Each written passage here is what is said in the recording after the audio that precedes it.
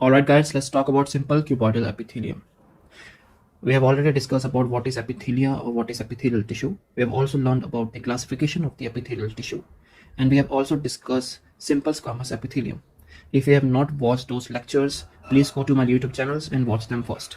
So let's talk about simple cuboidal epithelium. So the first point regarding this type of epithelium is the height and width of the cells are more or less equal.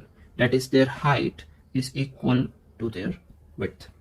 The next point is the cells appear cuboidal in sectional view. Obviously, when the cell's height is more or less equal to its width, the cell will appear like a cube.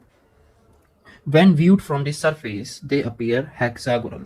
As you can see from the following diagram, that we have this cube-shaped epithelium. They are looking like cubes of eyes, and they appear polygonal when they are viewed from the surface view. Okay. So function of the cuboidal epithelium, we can learn this from the mnemonic C. S stands for secretory, E stands for excretory, and the A stands for absorptive. So their function is the secretion, excretion, and absorption. Let's talk about the examples of the simple cuboidal epithelium. The first example is the ducts of glands. Various glands on our body, their ducts are lined by simple cuboidal epithelium. Next example is the follicles of the thyroid gland. We all know that the thyroid gland is made up of the follicular cell which secrete the colloid present in the follicles of the thyroid. The next is surface of the ovary. We have the ovary in females. The surface is formed by a simple cuboidal epithelium. The next is choroid plexus in the brain, and these epithelial of the choroid plexus, that is simple cuboidal epithelium, is involved in the formation of the cerebrospinal fluid. And the next is PCT of the kidney, where the epithelial is modified to form a brush bordered appearance. As you can see from this following diagram, there gives the appearance of the brush border on the surface of the cells. Now let's see certain diagrams to understand more clearly the examples of the simple cuboidal epithelium. This is the thyroid gland present on the trachea, and we can see the microscopy of the thyroid gland. These are the follicular cells. These are the follicles. You can see they are in circular structure.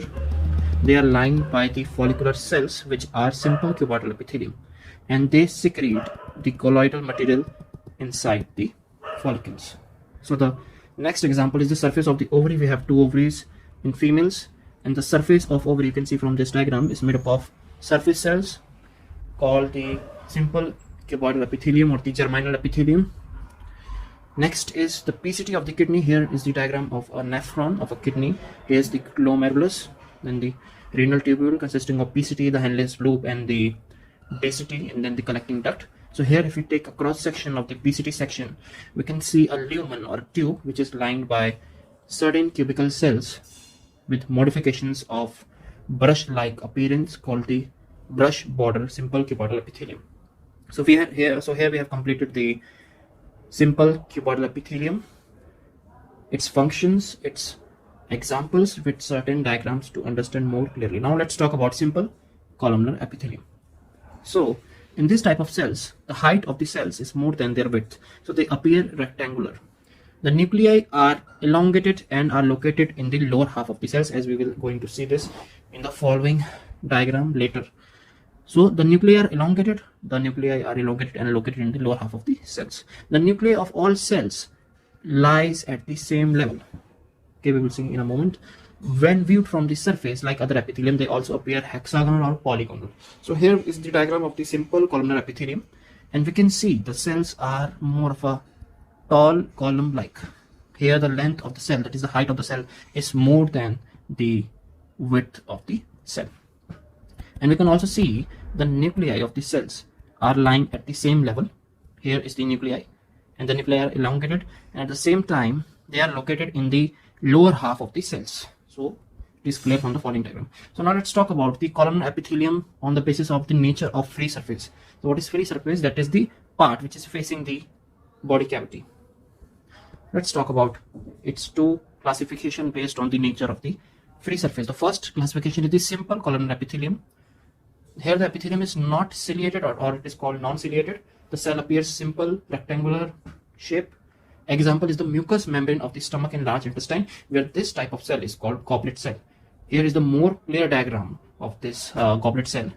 We can see this is the goblet cell, and this is the mucinogen granules at the apex, which secrete mucus. This is the rough endoplasmic reticulum, and this is the nucleus at the bottom of the cell. So here is the goblet cell, which is under the simple columnar epithelium, non-ciliated type. So next is the ciliated columnar epithelium. So what is cilia? Cilia are hair-like structures on the surface. Example in oviduct, we will see this example of ciliated epithelium in the upcoming section. And here is the small diagram of this ciliated columnar epithelium. You can see the columnar cells bearing cilia on the surface of the ciliated columnar epithelium. So let's move further. The ciliated epithelium, the ciliated columnar epithelium may also bear microvilli visible by only electron microscope. Here the microvilli are so small that they appear like this, as I have shown in this diagram. So these are the microvilli. They are smaller than the regular cilia. Let's discuss further. Let's talk about the function of simple columnar epithelium.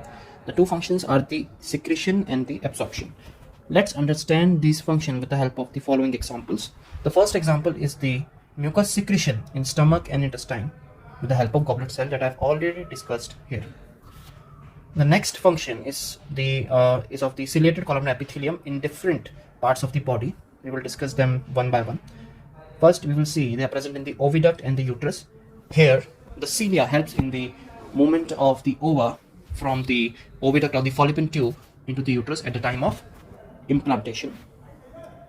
The next is respiratory tract. We all know that our respiratory tract, that is the trachea and the bronchus and the bronchioles, secrete mucus, and this mucus is propelled. They are propelled up to the larynx and the pharynx, and when this mucus is collected in excess quantity, the larynx and pharynx, they are coughed out in the form of sputum. The next example is the efferent ducts of the testis, where the cilia, the movement of cilia of the ciliated columnar epithelium helps in the movement of spermatozoa or the sperm cells into the vas deferens. And the next example is the middle ear and the auditory tube, also called the eustachian tube. So the ciliated columnar epithelium is responsible for the movement of fluid from the middle ear to the pharynx via the auditory tube or the eustachian tube. And the last example is the ependymal lining, the central canal of the spinal cord and the ventricles. We know that the central canal of the spinal cord and the ventricle cavity of the brain is lined by the ependymal cells, and these cells are nothing but ciliated columnar epithelium. Here the function is the movement and the circulation of the cerebrospinal fluid in the whole of the spinal cord and the brain.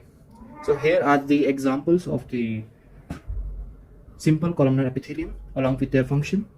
I hope you got some understanding of the epithelia, especially the cuboidal and the columnar epithelium.